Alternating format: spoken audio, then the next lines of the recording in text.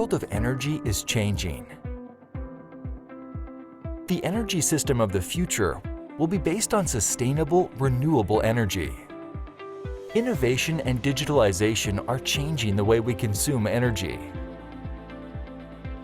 How can decision makers in governments and businesses prepare for the energy transition? Long-term energy scenarios, LTES, can help plan for a low-carbon future by identifying opportunities, potential risks, and cost-effective near-term solutions. IRENA actively supports energy planners through its global LTES network. Governments can share their experience, exchange best practices, and explore the most pressing future trends together with global experts. Government institutions and supporting technical agencies can become members of the LTES network. Join us. Contact LTES at irena.org for more information.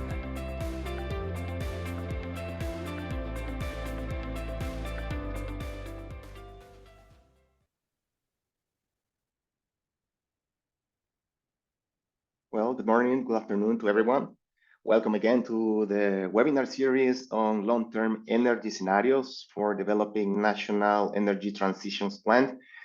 This is the 5th session of this webinar series, and welcome you. And this is, my name is Juan Jose Garcia, and I'm Program Officer of Clean Energy Transition and Scenarios and the International Renewable Energy Agency.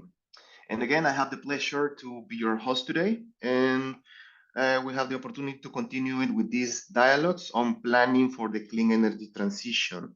This webinar series is organized as one of the main activities of IRENA's LTES Network, a community of energy scenario practitioners in the government sectors that aims to facilitate these spaces for sharing experiences and practices on planning for the clean energy transition in countries. Today, we're continuing the presentations from selected countries across the Asian region to showcase their energy planning practices for setting long-term policies, strategies, and plans to support and, of course, accelerate the clean energy transition. Over the past weeks, we had the opportunity to listen and learn from experiences from different countries. And today, we'll have the opportunity to learn from the experiences of the Republic of Korea through the Korean Energy Economics Institute, who has been delegated by the Ministry of Trade, Industry, and Energy to present today. Next slide, please. So for today's agenda, we'll start, as usual, with a brief presentation to provide some background on the LTES network and the purpose of this webinar series. And after this brief presentation, we'll have our speaker from the Republic of Korea. And also during this time, we also will address some questions from the audience. So after this, we'll have also a segment for discussion with our speaker. Next slide, please. And before we start, maybe some housekeeping announcement. We kindly request you to use the Q&A function in the Zoom platform to post any question to our speaker. And also another announcement is that the slides and the recordings of our previous session of the webinar series are available on IRENA's webpage. You can access them using the address you are seeing right now on your screen. Now to start today's session, I would like to introduce Ms. Angela Mutsotso. She is Associate Professional Officer at the IRENA Innovation Technology Center, and she will give us an overview of the long-term energy scenario network. So please, Angela, the floor is yours. Thank you, Juan Jose. Good morning, everyone. So today I'll take us through a quick presentation on the LTES network. A full presentation is available on the website, as Juan Jose mentioned, under the fast recording for the first country that we had this webinar series for. Next slide, please. So the Long-Term Energy Scenarios Network is a global platform where governments and partner institutions come together to share good practice and share learnings on the development and the use of LTES in their work. And as a result of this, countries are able to get lessons that assist them as they develop their own LTES.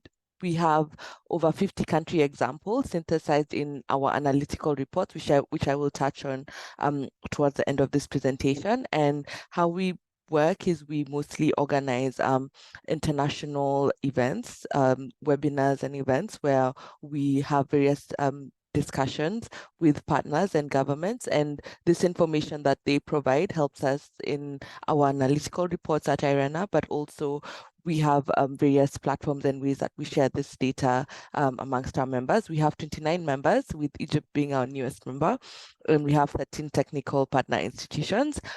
With our members and partners, we regularly meet, we regularly convene and share updates with each other, as well as focus on different areas of work. Next slide, please. How the LTES network works is by focusing on three main pillars as illustrated. So the first pillar is on strengthening scenario development, where we look at the governance structure of how LTES are developed across different countries, look at how in governments, how institutions coordinate amongst each other. We also look at the consultative and participatory processes that governments use when developing LTES, and the boundaries of scenario planning, specifically on how the just energy transition is included when looking at long-term energy planning, and how the LTES of countries reflects their national goals towards moving to a clean energy future. The second pillar is on improving scenario use, where we focus on the purpose of scenario building. The main question we answer here is, what are these scenarios used for? We find that in various cases, they're used for forecasting or backcasting, for raising ambition when it comes to, for instance, the share of renewable energy nationally, for making investment decisions, and in some countries also for making their infrastructural decisions. So not just focusing on the energy sector, but also how it incorporates with other sectors based on how the country chooses to look at their planning, and specifically the energy planning. The third pillar is on capacity building approaches, where we showcase how governments, whether they insource or outsource capacity for developing LTES, how they use technical assistance, leverage on technical assistance, and we also identify gaps. Rather, countries identify the gaps themselves and communicate this to us on where they're seeking collaboration with other partners. And this is a good learning experience for all countries involved. For these pillars represent how we have synthesized our knowledge, synthesized the knowledge that we have received. And so far we have 6 key reports, 6 key synthesis reports, with the first report being published in 2018, and the most recent reports being the scenarios for energy transition, focusing on Africa, and the long-term energy scenarios and low-emission development strategies, stock-taking and alignment report. These reports were released in January of 2023. And as a result of this webinar series, we're putting together the lessons and the good practice from partners, and also intend on releasing a report. The aim of these reports is for countries to look back on them. So, of course, the countries who contribute, but also other countries from different parts of the world to look at them and get ideas on how best to go about their long-term energy planning. Next slide, please. As I mentioned, the webinar series that we've had and synthesized into reports have been of 2 main regions. So first, the Latin American Caribbean region, we released a report in 2021, and 14 countries participated in this webinar series with our partners Get Transform and ECLAC.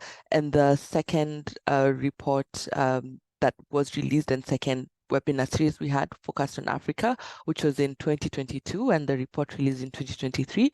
We had 9 countries and 3 regional institutions, and by that we used the regional power pools and other regional institutions to inform the discussion and enrich the discussion. In this case, our partners were UNECA, Get Transformed, the African Development Bank, the African Union Development Agency, and the African Union themselves. Next slide, please. And exactly as I mentioned, that this is a regional focused series, and we'll also compile this into a report, which we will share with you. This again is just showing the reports that we have released before. And thank you. I think that is the end of my presentation. Feel free to write to us if you have any more questions. Thank you. Thank you very much, Angela. And now it's my pleasure to introduce our speaker of today, Dr. Moon. He is a research fellow at the Korea Economics, at the Korean Energy Economics Institute. He received a PhD in macroeconomics from Rutgers University in 2011. And since he joined the institute, he has worked in the energy demand and supply research team and the global energy trend analysis team.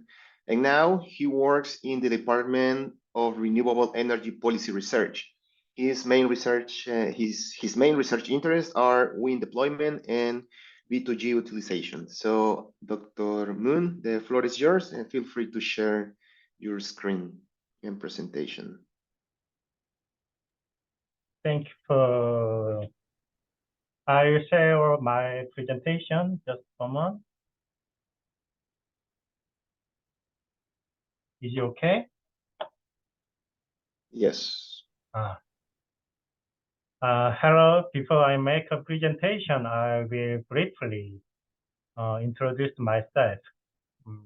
I'm Seung-mun Lee, and I'm in charge of today's presentation. Good to meet you. Now I'm studying the renewable energy policy at the Korea Energy Economics Institute. I have something to tell you before the presentation. In today's presentation, I will not present long-term energy scenarios. This is because the energy master plan to be announced today does not use long-term energy scenarios. I'm sorry. Then let's start the presentation. I'm going to present the renewable energy plan in Korea. Today's presentation is largely divided into 4 parts. The first is the background. The second is the development of the master plan. The third is the use of the master plan. And finally, I talk about how to improve the ability to develop our master plan. The master plan here is for renewable energy. Next, first I talk about the background of this master plan.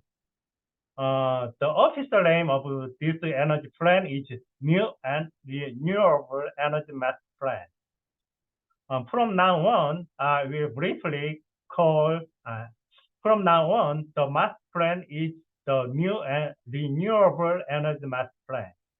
This master plan is developed every 5 years for the coming 10 years or more.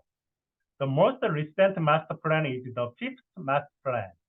The fifth master plan was established in 2020. 4 steps must be taken to establish the master plan. In the first stage, the government requests National Energy Research Institute to conduct research to develop the master plan. In the second stage, the government forms and operates a private working group. In the third stage, the government provides an opportunity to hear stakeholders' opinions on the first draft from the working group. In the final stage, the government will finalize and announce the master plan after collecting opinions. The national department responsible for developing this master plan is the Ministry of Trade, Industry, and Energy. Next, the governance structure. The governance structure of this master plan is shown in the picture on the screen. The development of the master plan is determined by the law and by the new Renewable Energy Policy Council. 7 government ministries and a group of private experts will participate in the new Renewable Energy Policy Council. The Ministry of Trade, Industry, and Energy will chair the council. The council makes decisions on major renewable energy-related agendas and issues as shown in the figure. In order to, you can think that the council deliberates on plans, policies, and objectives related to renewable energy proposed by private experts. Next, planning procedure. As mentioned earlier, to establish the master plan, we'll go through 4 steps. In the first stage, the government commissions the National Energy Research Institute to conduct master plan making research. Typically, KEEI and KIEI participate in this study. KEEI is Korea Energy Economics Institute. KEI studies energy policy. And KIER, Korea Institute of Energy Research, KIER studies energy technology. Through this study, KEEI and KIER carry out practical methods and organize key discussions for master plan development. Secondly, the government organizes and operates a private-led working group. The working group will propose recommendation drafts for the master plan. And the working group usually consists of 4 task forces. In the 5th master plan, a private working group consists of 4 task forces: general, deployment, industry jobs, and participation task forces. These 4 task forces identify and present the main objectives, agendas, and policy tasks of the master plan. In the 3rd stage, the government listens to the opinion of relevant ministries on the proposed master plan. After the government opinions are gathered, the government holds several consultation meetings and public hearings on the recommendation for stakeholders. In the final stage, the government finalizes and announces the master plan. The government helps coordinate opinions among private experts in the process of developing the master plan. And in principle, this process is transparent to the public. And that is the boundary. The scope of the master plan is determined by law. The master plan should contain 10 main contents as shown on the screen. The most important thing is the goal that this master plan should achieve.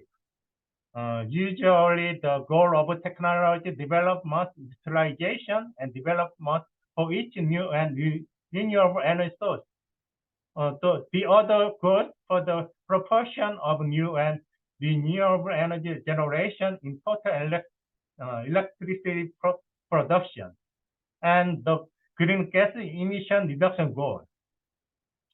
And the master plan presents several policy measures to achieve this goal. The master plan also evaluates the expected effect of the goal being achieved. Next. the purpose. The purpose of this master plan is to set goals for the deployment and technology development of new and renewable energy, and to propose policy tasks to achieve them. However, the goal of this master plan must be consistent with other national plans. National plans related to the master plan include the Master Plan for Electricity Supply and Demand and the Master Plan for National Carbon Neutral Green Growth. The Renewable Energy Master Plan presents targets for the supply of renewable energy in the target year. In addition, the Master Plan presents the vision, implementation strategy, and detailed performance tasks to achieve the goal. In terms of technology, the master plan establishes development goals for individual technologies and a roadmap for integrated technology development. Communication of results. The government finalized and announced the master plan in transparent and open manners. First, the relevant ministries deliberate on the draft master plan. After that, the government provides a place for various stakeholders to voice their opinions. Public hearing will be broadcast when they are held publicly. When opinions on the master plan are collected, the master plan is finalized and announced at the Energy Council described earlier. The government publishes a confirmed master plan. After concern, and if the renewable energy market has changed rapidly and the government policy goals have changed significantly, the master plan may be revised to reflect them. This modified master plan is established in the middle of the 5 cycle, but this is not mandatory requirement. Next, the planning capacity. Korea's master planning ability is generally improved through private working groups. The working group for the master plan is configured as shown on the screen. First, the government through Korea Energy Agency commissions the master plan research to National Energy Research Institute. The government KEEI and National Energy Research Institute forms a working group for the master plan through a consultation. The working group includes the government KEA, National Energy Research Institute, power companies, and private energy experts. Private working groups include universities, energy companies, energy industry associations, energy NGOs, lawyers, and finance experts. Finally, the working group will draft a master plan. Now I conclude the presentation of Korea's renewable energy master plan. Unfortunately, lately I was unable to present a long-term scenario for energy transition today. We do not utilize long-term scenario analysis when developing a master plan for renewable energy. So I'm sorry. Thank you. Thank you. Thank you very much, Dr. Moon, for this comprehensive presentation about the energy planning processes behind the development of the master plan for renewable energy in Korea.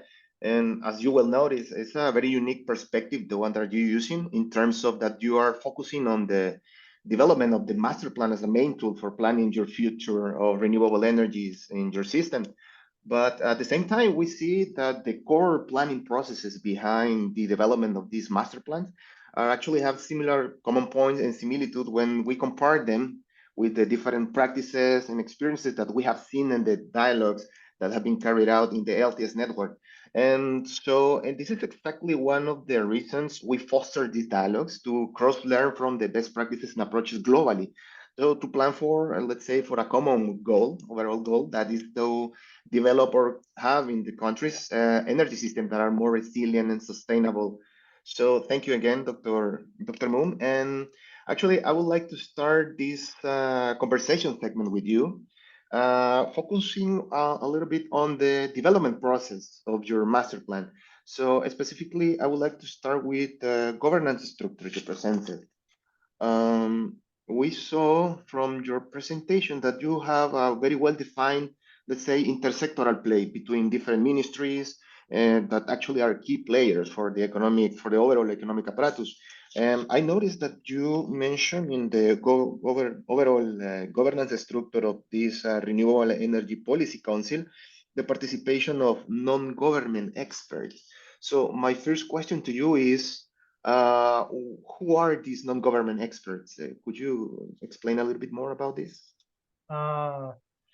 The business and the non-government experts include the universities, the professors, the energy NGOs, the power generation companies, the lawyer and finance experts, so professors, so the various experts participate in the working group. Okay, so yeah, so and the role of these, these different experts are, let's say, are basically spread in the whole planning procedure, or what is the role that they have? Could you elaborate a little bit more on the roles? The Renewable Energy Master Plan has been improved by the established every 5 years. Since 2001, the Master Plan has been developed 5 times. Through these 5 development processes, I think the ability to establish a Master Plan has continuously improved. I think the most important thing in the process of establishing the master plan in Korea is to go through a transparent and open process of collecting opinions. So working group is very important. So it is very important to form a working group for the master plan. The working group is led by private sector. The government sector will just support working group operation, just support. As explained in the presentation, the working group consists of several task forces. Experts from new and renewable energy sector, power companies, finance, and law will participate in each task force.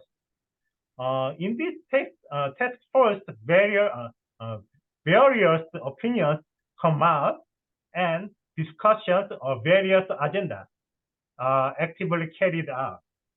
For example, in Korea, the supply of renewable promoted through LTES.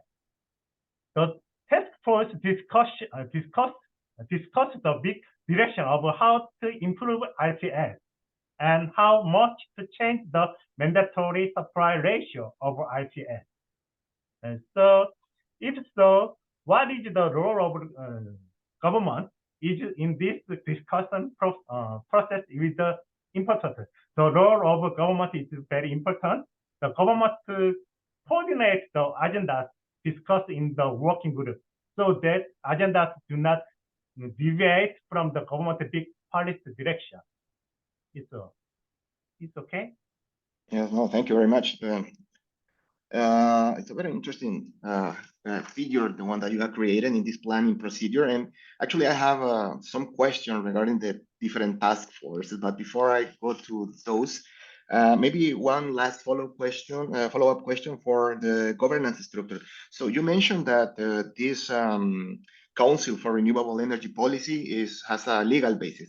So my question here is this legal basis or the legal framework the same that is backing the development of the master plan, or is there a specific legal framework to put this council in operation? In this Korea, the legal basis is very important, but there is no in the past there was a energy master plan in Korea. Energy master plan is the biggest energy plan in Korea, but there is no legal basis for energy master plan. So we do not no longer we do not conduct energy master plan now. So energy, the legal basis is important in Korea. So the new and renewable energy policy council is established by law. At first, the ministerial meeting of 7 ministries will be held when major key matters are determined at the ministerial meeting.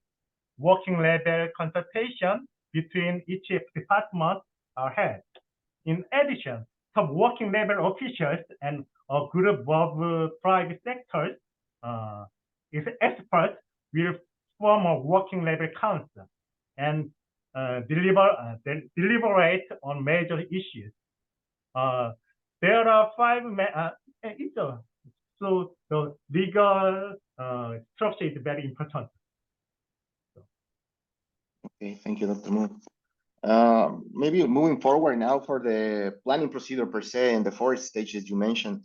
I would like to start by noting that you mentioned that one of the key areas for deliberation from the council is actually to discuss about institutional improvements, such as maintenance of related laws and regulations. So I'm curious about how these, let's say, proposal for improvement of law or regulations are handled in this planning procedure. I mean, can you elaborate a little bit more, or do you have any example of how or who proposed, for instance, this institutional improvement? Are these proposals come from the, I don't know, maybe the private sector, or are only mainly comes from the other institutional, other governmental institutions?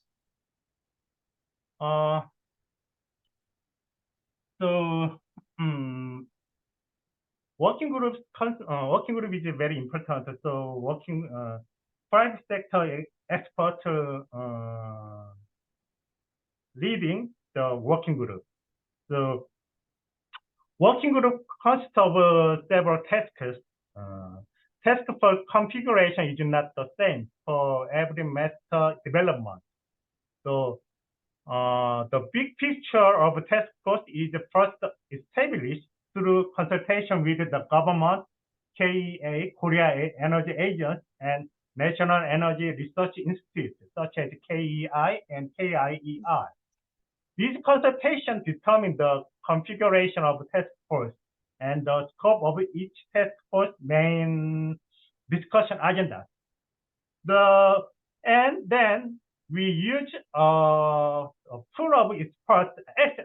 We use the pool of experts to appoint working group task force members, the private members.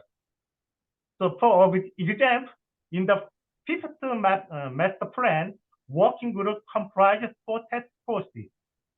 The 4 task forces include general task force, deployment task force, industry jobs task force, and participation task force. General task force sets a vision and goal for the master plan and explores agendas and aligns issues from other task force. So general task force is very important in the working group. Mm-hmm. Deployment task force adjusts the deployment target by energy sources and mix, and explores new deployment targets, policies, and targets. Industry jobs task force establishes renewable energy industry goals and deployment strategies and develops job creation strategies in the new and renewable energy sector. Participation Task Force develops citizen corporate participation program and reforms governance reforms and participation task force reforms governance, including role sharing with local government. It's for example. Okay. Thank you, Dr. Moon. So we can say that basically the key deliberations that happens in the council come from the different task forces. This include, of course, the institutional improvement recommendation that may come from these different task forces. Is this correct? Yeah. Okay, excellent. Thank you very much. So now I want to focus a little bit on the task force that you were mentioning just a few seconds ago. So it caught my attention that, for instance, the deployment task force that you mentioned is actually one of the key roles is the adjustment of the energy target in terms of heat, transport, electricity, and so on. So I can understand from this key role that is also part of this deployment task force, the setting of these targets. So my question here is, if you can explain how these targets are established. I mean, what is the basis for these targets? For example, are these targets based, I don't know, in maybe some international agreement, for instance, in terms of greenhouse gases emissions, for example, or are these targets based on the sustainable development objectives, or I don't know, maybe some other national commitments? So can you explain us how these targets are set by this deployment or the task force? Yes. So the target setting target is very important. Yes. So for example, the master plan for renewable energy. So just a moment. Yeah.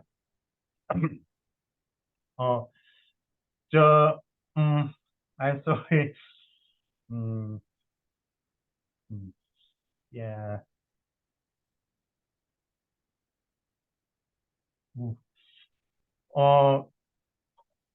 For example, carbon dioxide reduction targets come from the master plan for national carbon neutral green growth. So the master plan for electricity supply and demand set a power mix target to achieve the set carbon dioxide reduction target from the national the master plan for national carbon neutral green growth. In general, the master plan for electricity supply and demand is established every 2 years. Typically, the renewable energy master plan follows the renewable energy power supply target, and the renewable energy supply related to power grid plan set in the electricity supply and demand master plan. So, renewable master plan consistent with the other goal of the goals from other master plan, such like national carbon neutral green growth, the electricity supply and demand master plan. So the other aspect, LTES mandatory ratio, the objective set in the master plan for renewable energy is binding on the basis of their legal status. So, for example, I'm sorry. So, the master plan for renewable energy have to discuss the ratio of LTES mandatory ratio. But this ratio is very important, and this ratio is legally binding. but IPS mandatory ratio must be met by the power generator with supply obligation. If power generator fails to meet the IPS mandatory ratio, they have to be penalized. Okay, thank you, Dr. Moon. So I can understand now that, let's say, the target for renewables are basically come from the different interaction with other, let's say, planning documents, other national policies. So thank you for clarifying this. And maybe a follow-up question, Dr. Moon, in terms of in the planning procedure, you mentioned that the consultation with different groups of stakeholders is a very important part of the overall planning processes. So I noticed in your presentation that, for instance, you have the participation of citizens and, let's say, local governments in the participation task force, but also in the stage number 3 of your process, you also gathering opinions and receive feedback by conducting consultations with administrative agencies and, let's say, meeting hearings. So what is the difference in these two, let's say, these two stages of this consultation? What is the main difference between the things that are discussed in the participation task force and then the stage number 3 when you receive some feedback also from citizens, local governments, and so on? So what is the, can you elaborate a little bit on this? Pardon? I'm sorry. No, I was saying that from your presentation, I see that there are 2 stages when you engage with different stakeholders. For instance, you have a participation task force in the stage number 2, when you engage with citizens and local governments, but in the stage number 3, you also conduct consultation meetings. So what's the difference between these 2 phases of consultation? So the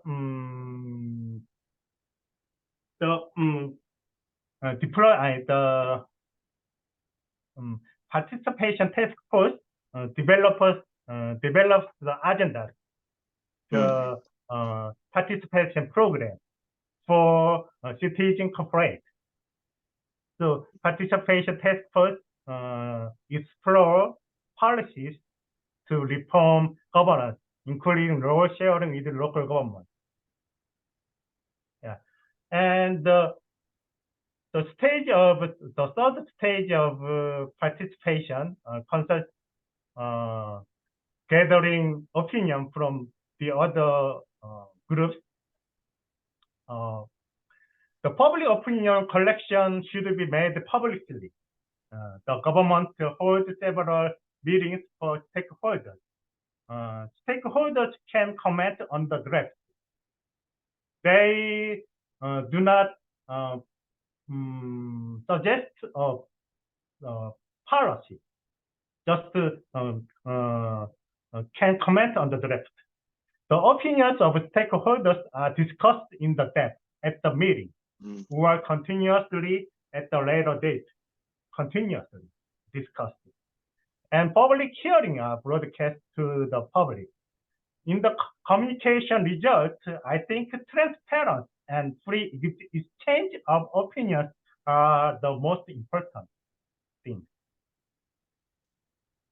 Okay, thank you, Dr. Moon. Yes, thank you very much for clarifying this, Dr. Moon. It's clear now. Maybe I would like to move forward, Dr. Moon, for the part when you mentioned about the boundaries of the master plan. I believe this is a very important issue. Also, when we have some conversation in the context of the energy scenario, for instance, how we define the boundaries of the energy scenario. You mentioned that these 10 aspects actually come from a legal framework. So it's very interesting to notice this. And so my question here in terms of boundary, you mentioned that you also set goals for technologies, deployment of new and renewable energy sources, and so on.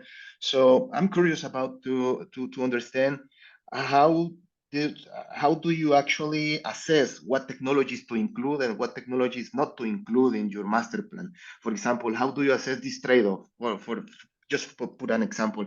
If you, for instance, are talking about what technology could be better, let's think of hydrogen-based solution for transport sector or let's stick, I don't know, with more electricity vehicles, or I don't know, maybe we can shoot for alternative fuels. How do you make these assessments in your planning process? Is in charge for the deployment task force, or do you involve any other institutions, or do you involve universities? How this is done, this trade-off between different technology solutions to set the boundaries in your master plan?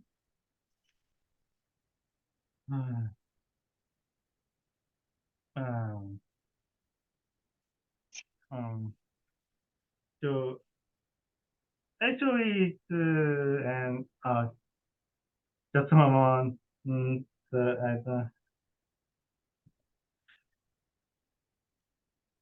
Your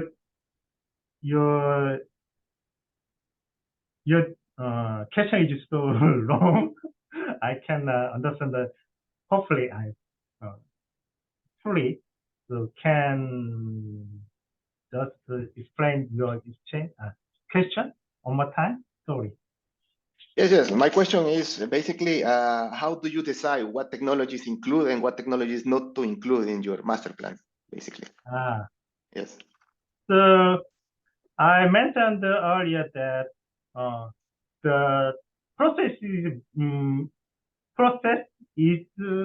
have to be transparent to the public.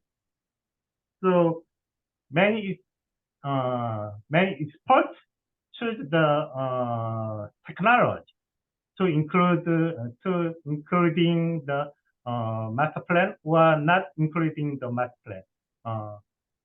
There are many private technology experts about renewable energy. For example, in Korea, set the master plan for hydrogen development. So many experts from government, National Energy Research Institute, and university, the hydrogen companies, many experts discussing about the technology. So, for example, they set the standard price of hydrogen in the target year. Also, the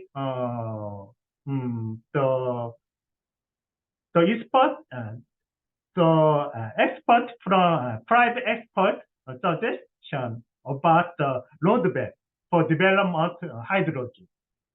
So, in the developing the master plan, I think is exchange of opinion from experts is very important. So the exchange of opinion can improve the master plan continuously. Okay, no, thank you. No, I understand now that's why the, let's say, transparency and the consultation with different groups is so important in the overall planning process for you, because to having these discussions and at the end we'll end up in the master plan. I would like to, well, we're running a little bit out of time, but I would like maybe to make you two more questions to follow up. And I would like to ask you about the uses of the master plan. I mean, you mentioned very in the presentation about the harmonization, for instance, of let's say perspectives, let's say to continual improvement. Also, you make this exercise to improve your master plan every 5 years and so on, and maybe also to adjust your plan to new market dynamics. For instance, you mentioned this. So I was wondering, to what extent are you using this and maybe some other master plans to inform investment in infrastructure, energy infrastructure in the country? Is this a use that you give to these master plans or not? Oh, so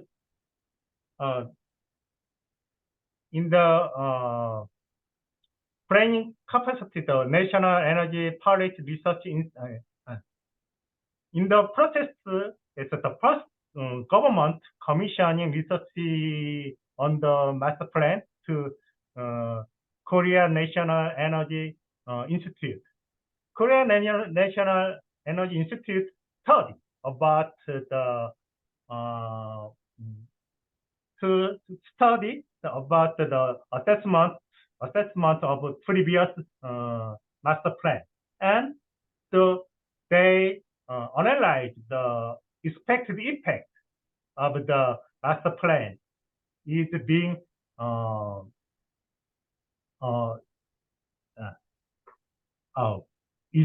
achieved.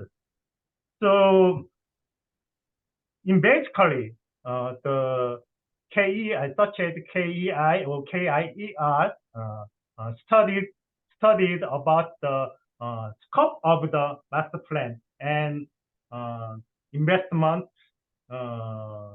forecasting.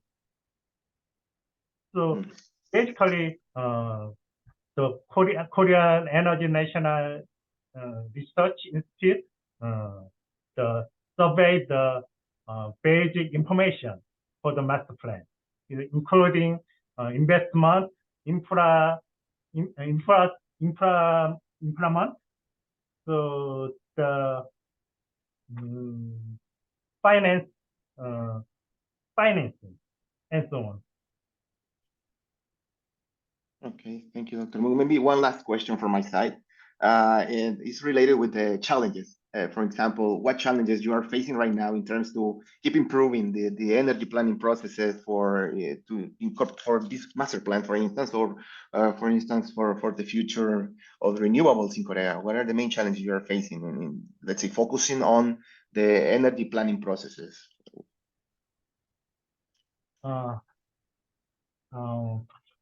I think main challenge is I think the real test of deployment for renewable energy. In Korea, it is very difficult to deploy the renewable energy because in Korea the social acceptance is very low. So the other country deal with the social acceptance, but in Korea the barrier for social acceptance is very high. So many the projects for renewable energy is stopped by the low social acceptance. So I think the most challenging thing is the social acceptance for renewable energy. Just I think, my opinion. Okay, thank you very much, Dr. Moon. And well, we're reaching almost at the end of this session of the webinar series, and maybe I can have time for maybe one or two questions from the audience, if it is okay with you. And we have one question here posted, and it's related with the institutional skills for the development of this master plan. So the question reads, how international consultants can help this program in Korea and other countries? What are the opportunities for international consultants to participate? I understand in this process of developing master plans in Korea. The first is social skills develop.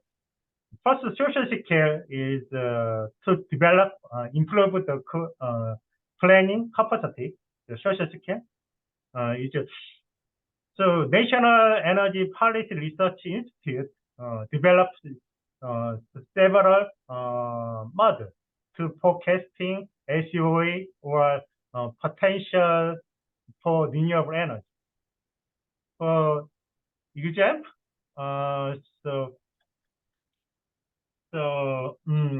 KEEI operates the LCOE prospect model.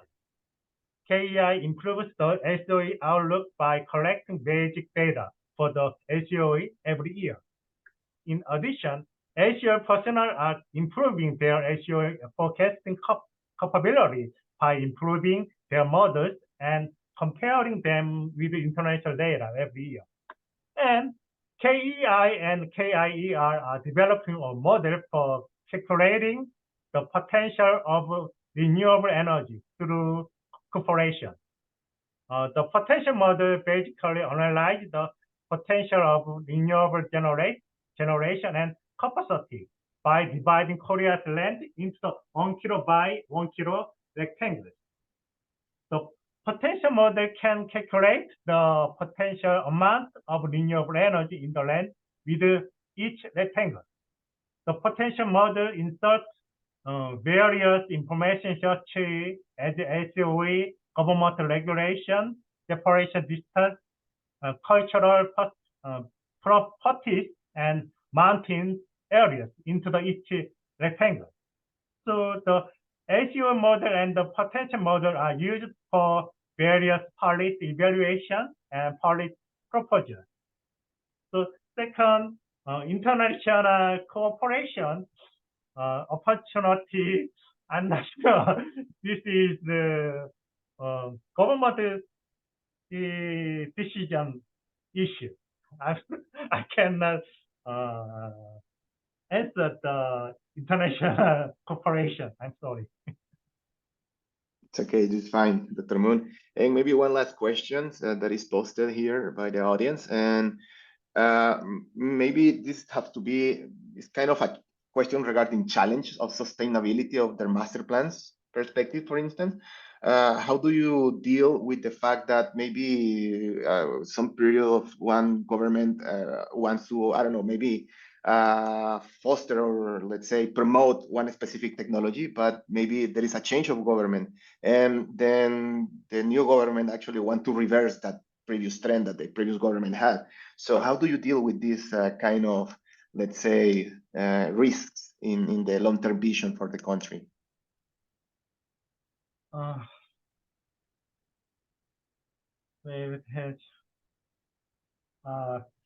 I'm not sure that question. I believe it's a tough one, yes. It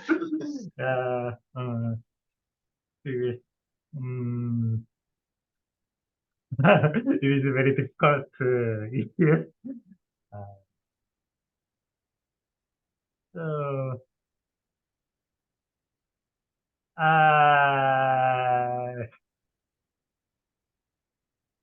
So I think the government continues the issues. I think every government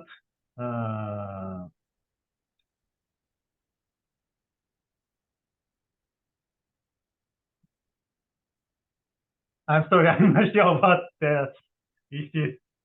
It is okay, Dr. Moon. No, maybe I can give some experiences from previous discussion. What we have seen, for instance, is actually one of the important parts that you are taking in your current planning processes. That is transparency and, of course, participation of different stakeholders in the planning process.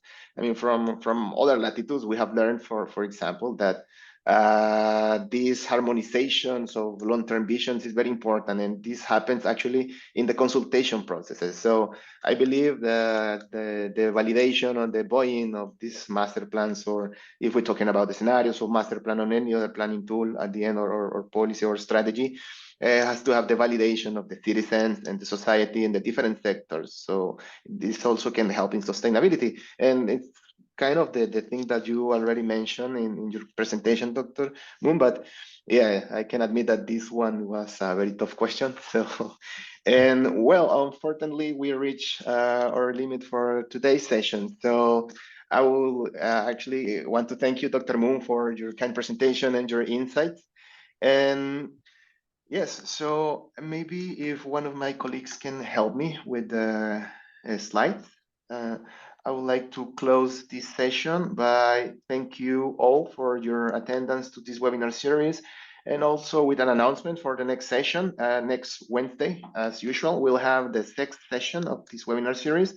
And next week, we'll have the opportunity to listen to the experiences from State Grid Energy Research Institute, China, and and of course, the Asian Center of Energy, about their work on energy modeling in the region. So it also will be a very interesting session. So we hope you can participate in this section next week. And well, thank you all again for your attendance. And I believe we are going to play a video one more time. So thank you very much. Thank you.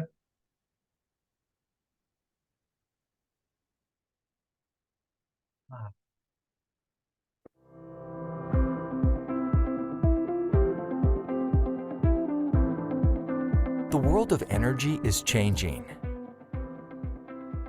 The energy system of the future will be based on sustainable, renewable energy. Innovation and digitalization are changing the way we consume energy. How can decision makers in governments and businesses prepare for the energy transition? Long-term energy scenarios, LTES, can help plan for a low-carbon future by identifying opportunities, potential risks, and cost-effective near-term solutions. IRENA actively supports energy planners through its global LTES network. Governments can share their experience, exchange best practices, and explore the most pressing future trends together with global experts. Government institutions and supporting technical agencies can become members of the LTES network. Join us. Contact LTES at irena.org for more information.